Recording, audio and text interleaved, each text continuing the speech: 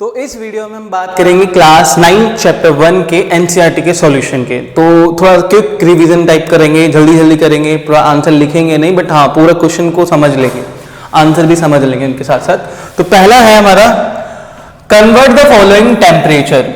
नीचे भी ये लिखा हुआ है कन्वर्ट द फॉलोइंग टेम्परेचर। तो इसका मतलब ये दोनों क्वेश्चन में हमें टेम्परेचर को कन्वर्ट करना है। इसमें पहले वाले में सेल्सियस में कन्वर्ट करना है, दूसरे वाले में केल्विन में।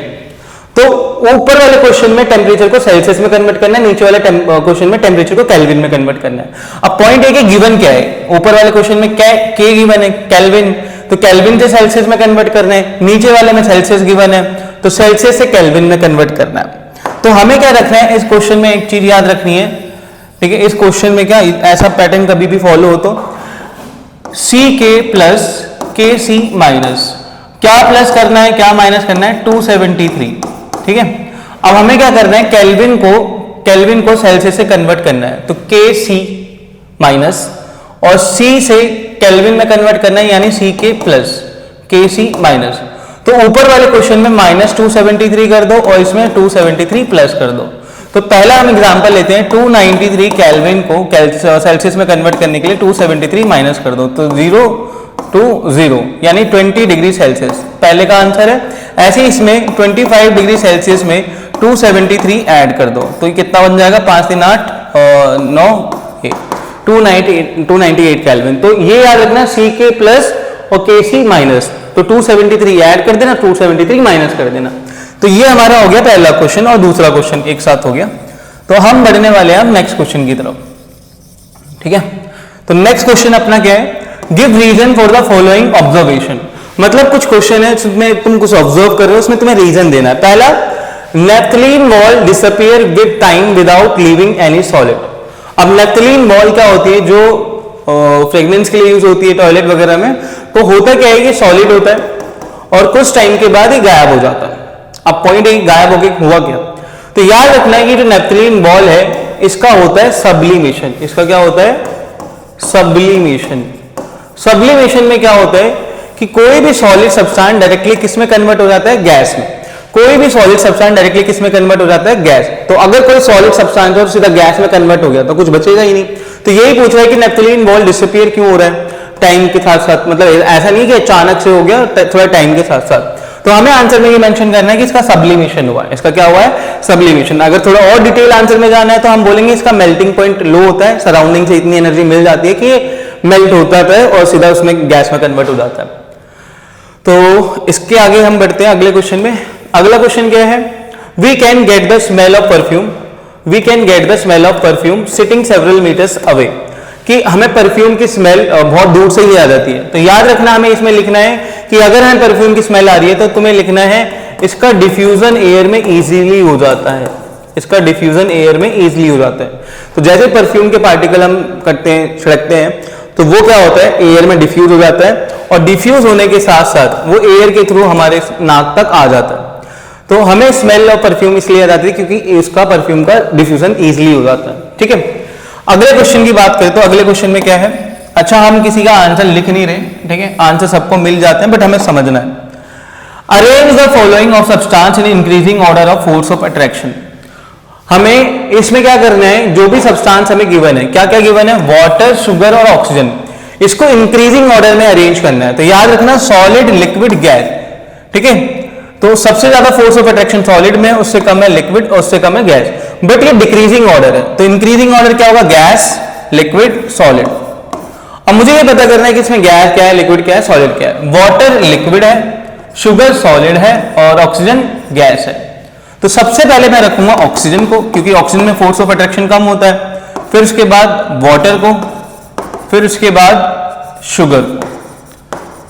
तो यही क्वेश्चन पूछा था कि हमें इसको अरेंज करना है, हमें इसको क्या करना है, अरेंज करना है in increasing order of force of attraction. तो सबसे ज्यादा फोर्स ऑफ अट्रैक्शन किसमें है, शुगर में है और उससे कम वाटर में, उससे कम ऑक्सीजन में, ठीक है, इंक्रीजिंग ऑर्डर की होगी। अब इसके बाद क्वेश्चन क्या है,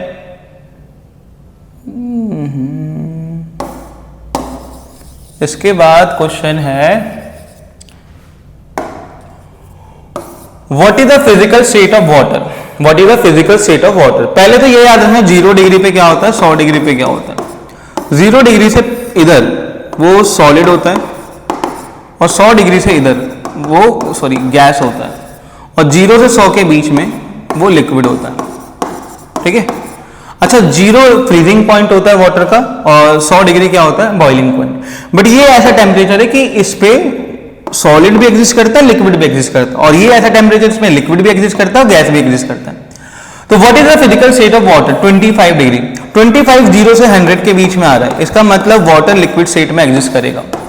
ठीक है, 0 डिग्री क्या होता है, इसका फ्रीजिंग पॉइंट। भाई उस टाइम ये फ्रीज होना चालू भी हो जाता है और थोड़ा लिक्विड भी होता है, तो सॉलिड और लिक्विड लिखेंगे दोनों, कि इस टेम्परेचर पे वो सॉलिड भी होता है और थोड़ा लिक्विड भी होता है।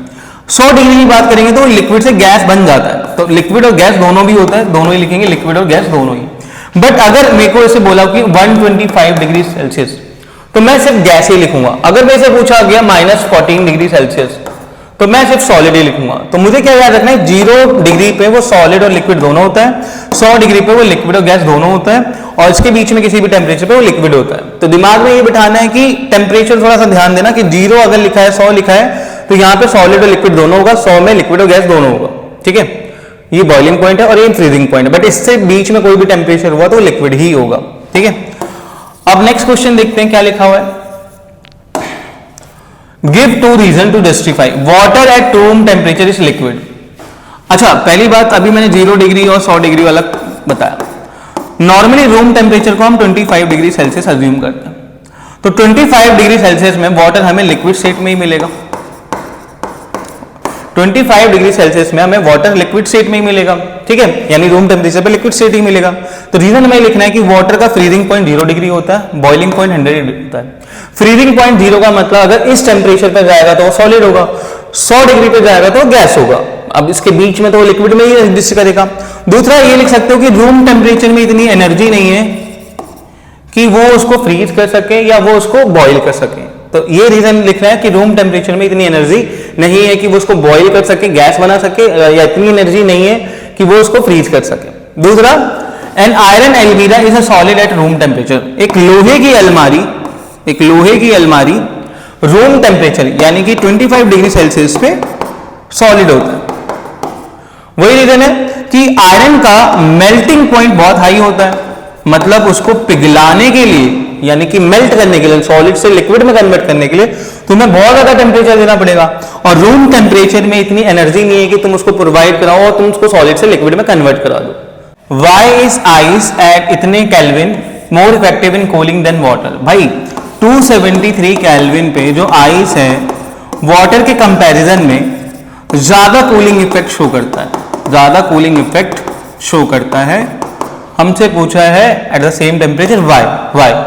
तो सेम टेम्परेचर पे वाटर या आइस ज्यादा कूलिंग कौन शो कर रहा है? ये खुद ही बता रहा है, आइस कूलिंग शो कर रहा है। अब क्यों कर रहा है? पहली बात तो कूलिंग का मतलब समझो। देखो, अगर कोई बॉडी अपनी सराउंडिंग से ज्यादा हीट एब्जॉर्ब करती है तो वो सराउंडिंग को ठंडा कर देगी।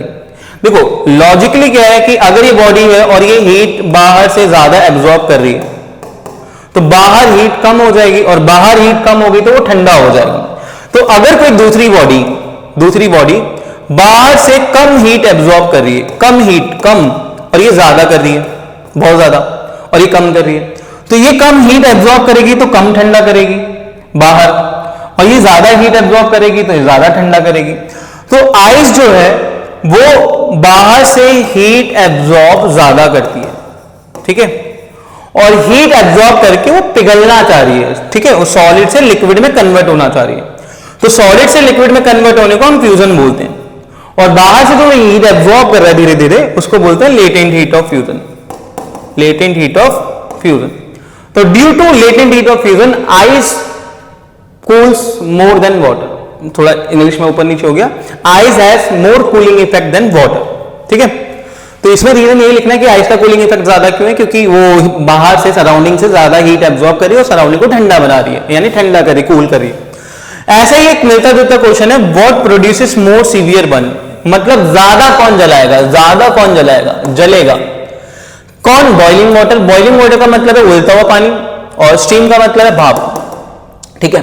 बॉइलिंग वाटर का मतलब क्या है कि पानी उबल रहा है। अच्छा, पानी उबल के लिक्विड से गैस ही बनता है ना। स्टीम का मतलब क्या भाई? स्टीम का मतलब क्या है? भाप। वो उबल के गैस बन चुका है, उबल के गैस बन चुका है, ठीक है। तो अगर कोई ऑलरेडी गैस बन चुका है, इसका मतलब उसने ज्यादा हीट एब्जॉर्ब करा होगा, और जो अभी उबल रहा, मतलब उबल के गैस बन रहा है, ठीक है, वो अभी हीट एब्जॉर्ब कर ही रहा होगा। बॉइलिंग वाटर का मतलब है वो हीट एब्जॉर्ब कर ही रहा है, और स्टीम का मतलब वो हीट एब्जॉर्ब करके गैस बन चुका है। तो इसमें ज्यादा एनर्जी है, इसने सराउंडिंग से ज्यादा एनर्जी एब्जॉर्ब कर रखी है, और इसने कम एनर्जी एब्जॉर्ब कर रखी है, इसने ज्यादा एनर्जी। अब उस एनर्जी को हम बोलेंगे क्या?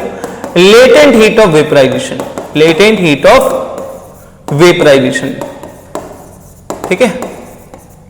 तो हम रीजन लिखेंगे, due to more latent heat of vaporisation it produces more severe burn, ज्यादा जलाता है, क्योंकि ये सराउंडिंग से ऑलरेडी इसने ज्यादा एनर्जी ले रखी है, और अगर ये अब बॉडी पे टच करेगा तो ज्यादा हीट उसके अंदर होने की वजह से हमें जल सकता है। तो due to more latent heat of vaporisation steam causes more severe burns, ठीक है। तो अब हम थोड़ा सा आगे बढ़ते हैं, ठीक है। अगला क्वेश्चन है हमारा,